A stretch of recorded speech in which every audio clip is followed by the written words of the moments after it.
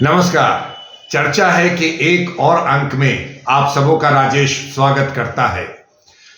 देश की आधी आबादी को बहुत बहुत बधाई, बहुत बहुत बधाई। समझ गए होंगे क्यों?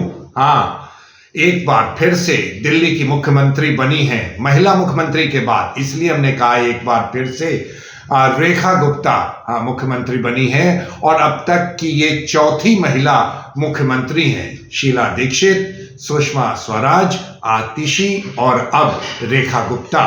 साथ साथ ये भी बताते चले, हमारा सौभाग्य है कि ये दूसरी, देश की दूसरी अभी वर्तमान में महिला मुख्यमंत्री हैं।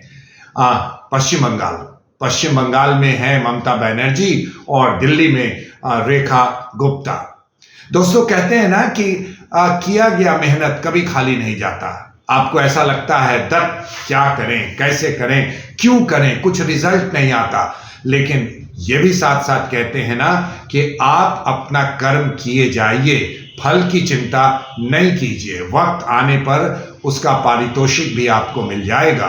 और यही बात आज रेखा गुप्ता के साथ जो है ना वो सही ठहरती है।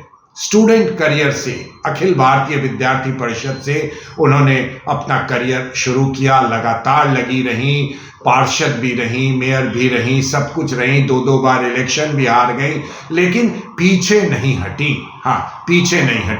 और आज वो दिल्ली की मुख्यमंत्री हैं। कल तक पता नहीं था, बहुत बड़े बड़े नाम आगे चल रहे थे और उसमें कहीं पीछे रेखा गुप्ता का नाम चल रहा था, लेकिन ये ऐलान हुआ कि रेखा जी बनेंगी दिल्ली की मुख्यमंत्री।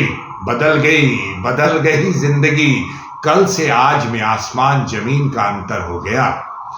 लेकिन रेखा जी के ऊपर बहुत बड़ी जिम्मेदारी भी है। 27 वर्षों के बाद बीजेपी की सरकार बनी है दिल्ली में और ढेर सारी अपेक्षाएं हैं, रेबड़ियां भी बहुत बटी हैं, सबको पूरा भी करना है। कैबिनेट मीटिंग भी होनी है, सारा कुछ होना है।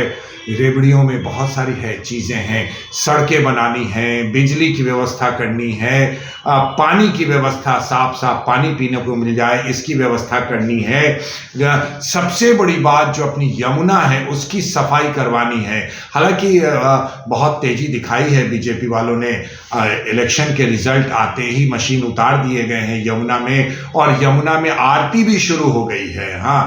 तो इस सब को देखकर ऐसा लगता है कि काम में तेजी रहेगी और हम उम्मीद कर सकते हैं कि आने वाले दिनों में दिल्ली जो है ना पूरे विश्व में जो राजधानियां हैं दूसरे देशों की, समृद्ध देशों की, उसमें शुमार दिल्ली का भी हो जाएगा और दिल्ली एक अपनी दिल्ली बन जाएगी और वहाँ के रहने वाले लोग ये कहेंगे कि मैं दिल्ली में रहता हूँ, दिल्ली में साफ पानी भी है, दिल्ली में बिजली भी है, सड़कें भी अच्छी हैं और अब यमुना में भी हम लोग डुबकी लगाते हैं जाकर।